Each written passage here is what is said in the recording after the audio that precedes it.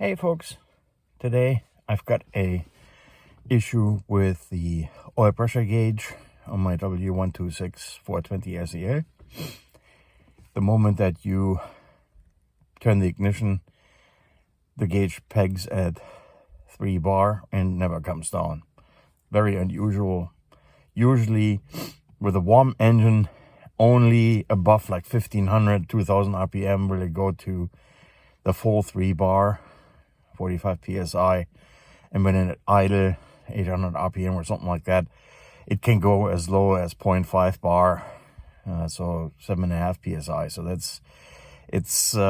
that would I hate to use the word typical because it very rarely works as a generality, but that is a rule of thumb at least.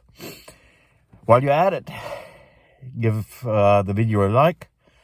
Subscribe to the channel and share it freely. Because we all would like to keep our classic Benzes on the road, and if I can help achieve that, that'd be great. So here we go. I'll show you just briefly what that means here at the gauge. Here we are. I turn the ignition key, and you can see the gauge pegs immediately, and then comes only down.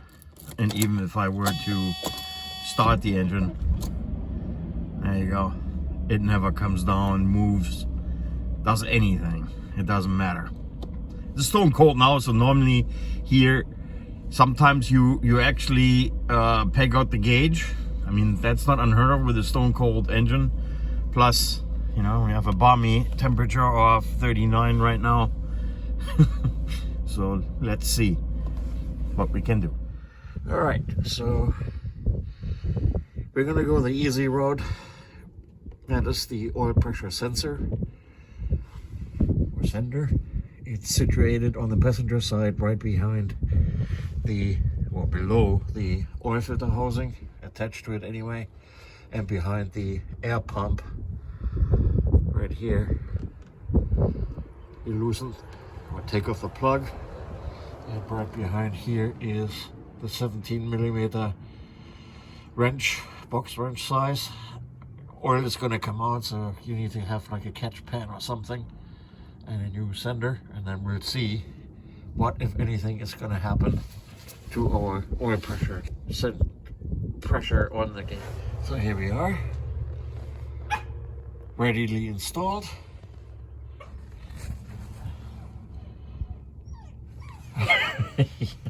Yeah, Wally, I'm coming. Even the dog is looking forward to get out of the cold, and we're gonna check out the gauge if it actually works the way it should in a sec. It's a 50-50 chance, because if this isn't it, it's usually a ground fault somewhere in the wiring, maybe even in the instrument cluster, and that takes a little bit more work.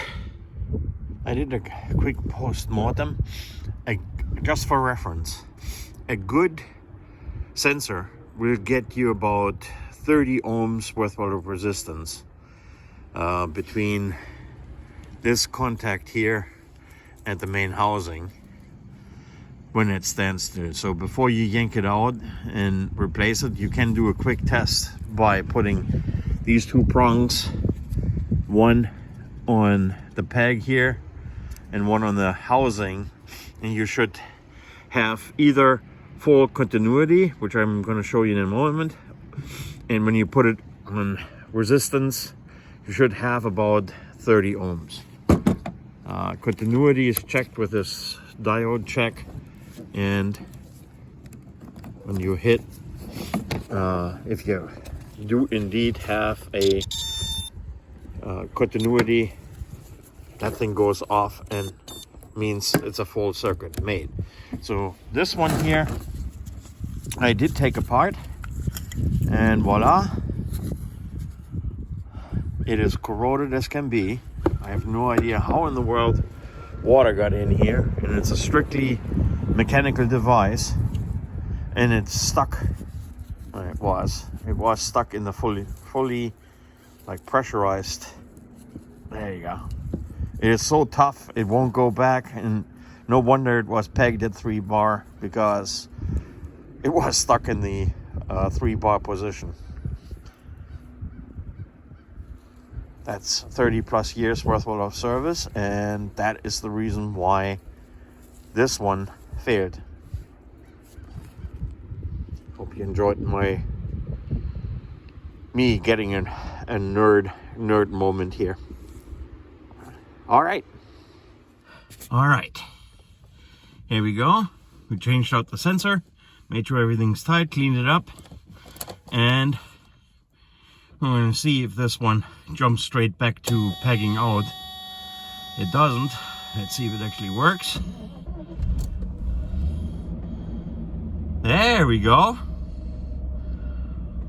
Well, and with a stone cold engine in the winter, it's no surprise that it stays at 3 bar, even though we're at idle.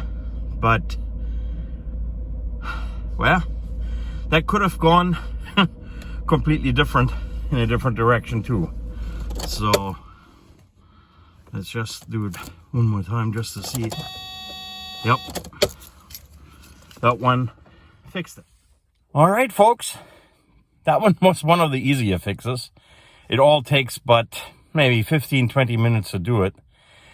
If this wasn't the sensor, and these are a dime a dozen, from the Chinese crap to the OEM Benz part, which I prefer the original parts for Benzes that I would like to keep for quite some time, or if it was a authentic restoration. However, if that doesn't do it, you'll actually need to get behind the instrument cluster and flush out if you have a fault ground, because with that one wire connection, the way how it works is with ground. And so if you have somewhere a ground fault or a wire that chafes against ground, the chassis of the car, good luck. That thing is always going to stay pegged. So anyway, have fun, keep wrenching, keep the classics on the road. Until next time, bye-bye.